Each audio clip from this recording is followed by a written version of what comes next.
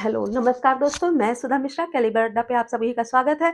हिंदी में हम सब पढ़ रहे थे उपसर्ग। उपसर्ग में हमने उपसर्ग क्या है उसके बारे में जान लिया और उसके प्रश्नों की खूब सारी प्रैक्टिस कर ली। इसके बाद आज का टॉपिक हम स्टार्ट करते हैं प्रत्यय, ठीक है? प्रत्यय अब हम ये सुनेंगे जानेंगे कि प्रत्यय कहते किसे हैं? प्रत्यय वह शब्दांश हैं जो किसी शब्द के अंत में जुड़कर नया शब्द बनाते हैं।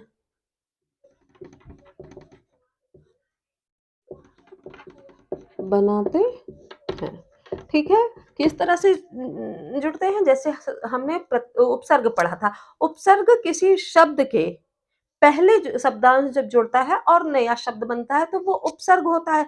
और प्रत्यय उसमें डिफरेंस क्या है? शब्द है, शब्द में के बाद कोई शब्दांश जोड़ता है, ठीक है? फिर नया शब्द बनता है। नया शब्द किस तरह? नए अर्थ में, ठीक है? यह शब्द होता क्या है? यह धातु, किसी धातु में जुड़ता है या फिर किसी संज्ञा सर्वनाम या विशेषण में जुड़ता है, ठीक है? अभी हम ये सिर्फ जानेंगे कि किसी शब्द में कोई शब्दांश जुड़ता है और नया नया शब्द बनाता है, नए अर्थ का या नया शब्द बनाता है, उसे हम प्रत्यय कहते हैं, ठीक है? इतनी बात आप समझिए। थोड़ी चीजें हम और जानेंगे कि जो प्रत्यय होता है, क्या होता है? प्रत्यय। इसका सॉरी प्रत्यय का कोई अपना अस्तित्व या अर्थ नहीं होता है, ठीक है? अब कैसे नहीं होता है ये मैं आपको बताती हूँ।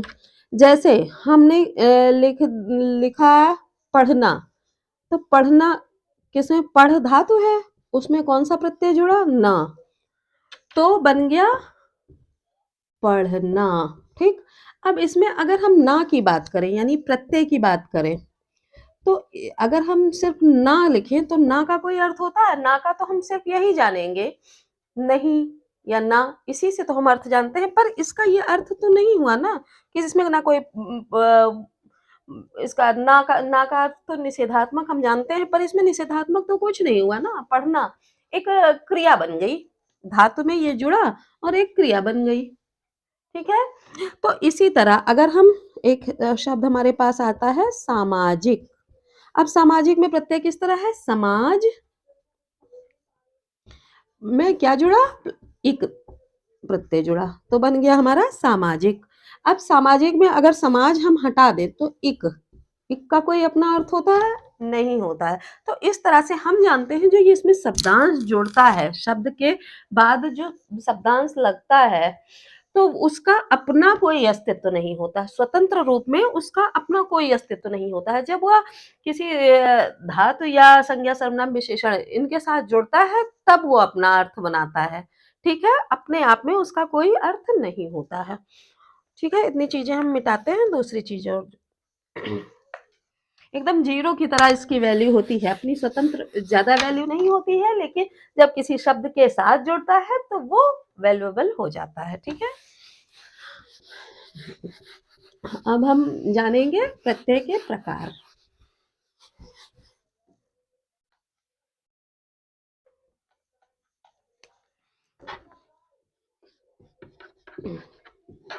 प्रत्यय के प्रकार, पहला दो प्रकार होते हैं प्रत्यय के। पहला है कृत प्रत्यय। ये कृत प्रत्यय जो है इसी को कृदंत प्रत्यय भी कहते हैं। क्या कहते हैं? कृदंत प्रत्यय, ठीक है? इसमें आप कंफ्यूज नहीं होइएगा, कहीं कहीं कृत प्रत्यय लिखा आता है और कहीं कहीं कृदंत प्रत्यय लिखा आता है। तो इसमें कंफ्यूज होने की बिल्कुल जरूरत नहीं है, दोनों एक ही प्रत्यय हैं। अब कृदंत प्रत्यय कहते किसे हैं?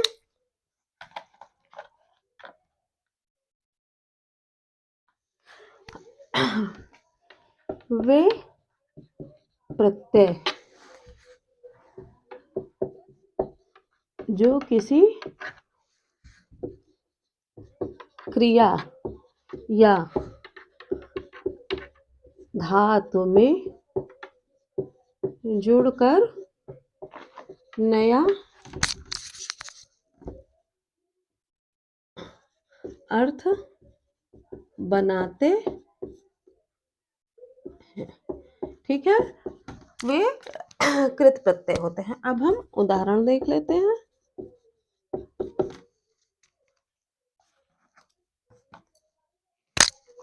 जैसे लिखाई, इसमें धातु क्या है? लिख। उसमें क्या जुड़ गया? लिख प्लस आई बराबर क्या हो गया? लिखाई। ठीक, ऐसे धुल प्लस आई बराबर धुलाई। पढ़ प्लस आई बराबर पढ़ाई। या हम कह लेते हैं लिख में ही अगर हम आवट जोड़ दें, क्या बन गया? लिखावट। चढ़ में आन प्रत्यय जोड़ दें, क्या हो गया? चढ़ान। ठीक है, तो इस तरह से किसी क्रिया या धातु में जुड़कर जो नया शब्द बनाते हैं वो क्या होते हैं? कृत प्रत्यय कहते हैं। इसी को कृदंत प्रत्यय भी कहते हैं। अब हम जानते हैं दूसरा प्रकार कौन सा। इसी में कृत प्रत्यय के अगर हम प्रकार देखें तो आपको और भी प्रकार लिखे मिल जाएंगे। जो इसके प्रकार होते हैं कृत प्रत्यय के, तो कृतवाचक, कर्तावाचक, कर्मवाचक, करणवाचक, इस तरह से इसका डिवीजन किया गया है। पर आपसे इतना डीप में घुस के क्वेश्चन नहीं पूछा जाता है। जनरली आपको प्रत्यय कौन सा प्रत्यय लगा है वो आपको बताने को कहा जाता है, या फिर कृत प्रत्यय है कि नहीं, या ये कृदंत प्रत्यय है कि नहीं, या दूसरा प्रत्यय जो तद प्रत्यय या तद्धित प्रत्यय या तद्वेदांत प्रत्यय जिसको कहा जाता है वो पूछा जाता है। सिर्फ उसके नाम या इसमें कौन सा प्रत्यय है, इतनी बात पूछी जाती है। ठीक है, इस तरह से हम देखते हैं कि दूसरा प्रकार कौन सा है।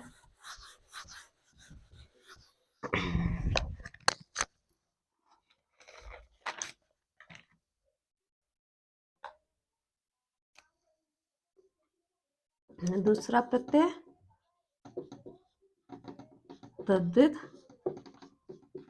प्रत्यय, या इसको क्या कहते हैं? तद्धित तावांत।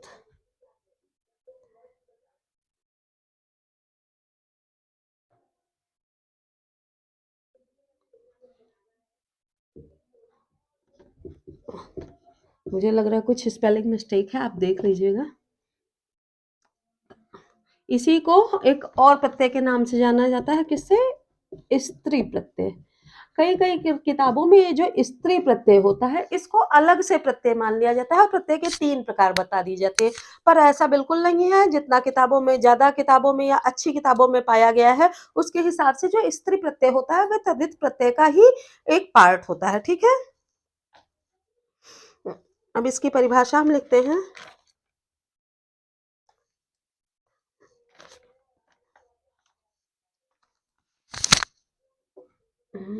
तद्वेदांत। हाँ, वे प्रत्यय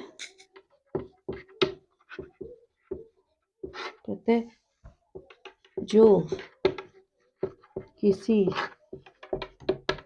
संज्ञा, सर्वनाम, विशेषण व अव्यय के साथ जुड़कर नया शब्द बनाते हैं उन्हें तद्धित या तद्धितांत प्रत्यय कहते हैं। ठीक है, जैसे देख लीजिए। अच्छा, अच्छा क्या हो गया? विशेषण हो गया। इसमें ई प्रत्यय जुड़ गया, बराबर क्या हो गया? अच्छाई। और जैसे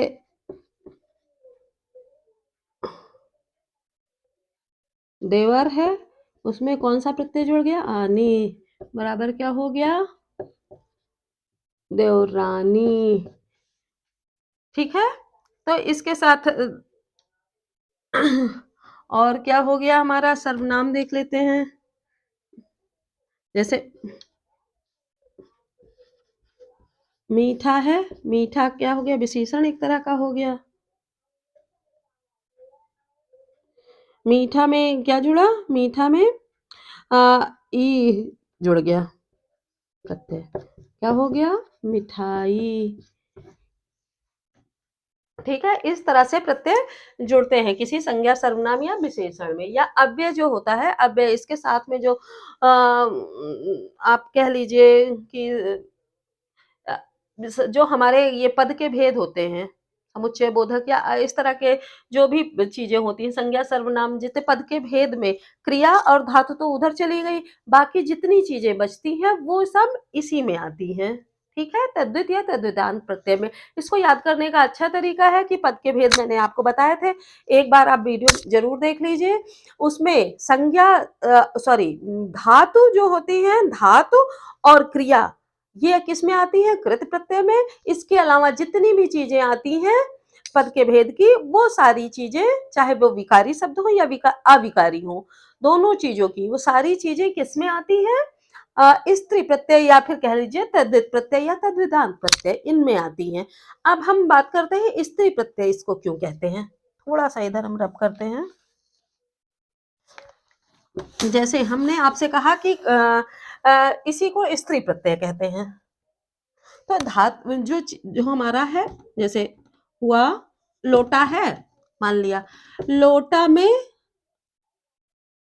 हमने या जोड़ दिया, तो इसी का आ का ऊ बन जाएगा, तो इसी लोटा से क्या बना? लुटिया। ठीक है, या फिर नाई से बन जाता है नाइन, या कह लीजिए कुम्हार तो कुम्हारिन। ठीक, इसी तरह से इसी में इन इन जोड़ के या इन जोड़ के उसी को स्त्रीलिंग बना दिया जाता है, और इसीलिए उसको स्त्री प्रत्यय कहा जाता है। ठीक है, तो इस तरह से हम देखते हैं स्त्री प्रत्यय भी कुछ अलग नहीं है, इसी से मिलता जुलता, इसी में मिला के बना लिया जाता है। अव्यय में शेर से शेरनी मिला, गिलास से गिलासी बना, तो जो हमारे लिंग है उसी में लिंग परिवर्तन करके ही स्त्रीलिंग उसका बना लिया जाता है। अब हम बात करते हैं कि प्रत्यय, प्रत्यय हम लिखते कैसे हैं, कैसे अगर एग्जाम में आपके क्वेश्चन आता है तो हम किस तरह से चेंज करेंगे।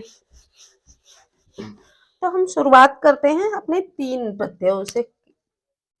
जैसे मेन हमारा आता है इक, या और ता ले लेते हैं। प्रत्यय बहुत सारे हैं, या फिर हम कह लीजिए आ ले लेते हैं। ठीक है, इतनी चीजों का हम बदलाव कैसे करेंगे, इसकी ट्रिक आप देख लीजिए। आप लोग ट्रिक में ज्यादा विश्वास करते हैं, तो ये आप देख लीजिए। जैसे हम बात करते हैं इक की, तो आपको छोटा बड़ा ई ई उ उ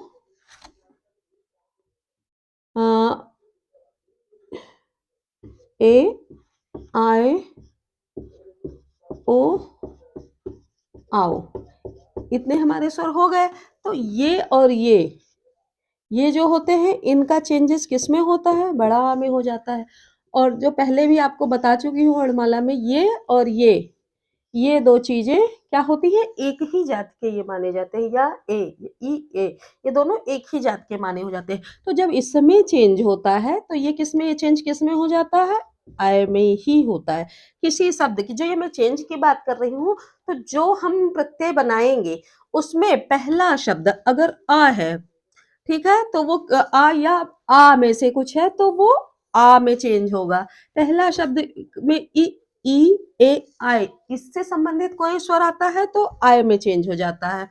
उ उ ओ आओ आता है तो किसमें, आओ में चेंज हो जाता है। ठीक है, तो इस तरह से हम इसके अब उदाहरण देख लेंगे। ये बहुत इंपॉर्टेंट है, इसको आप थोड़ा याद कर लीजिएगा।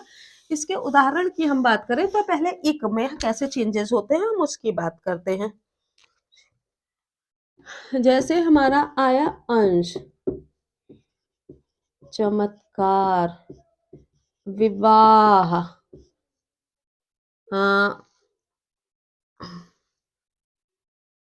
तो इसमें हम कैसे प्रत्यय जोड़ेंगे। अब पहला शब्द क्या है, अ है, तो आ और आ का हम क्या बताए थे, आ बनेगा। ठीक, तो यहाँ आ है तो पहले तो आ बन जाएगा, अ का आ बन जाएगा और शा वही रहेगा। इसमें कौन सा प्रत्यय जुड़ेगा, इक की हमने बात की है, इसमें इक जुड़ेगा।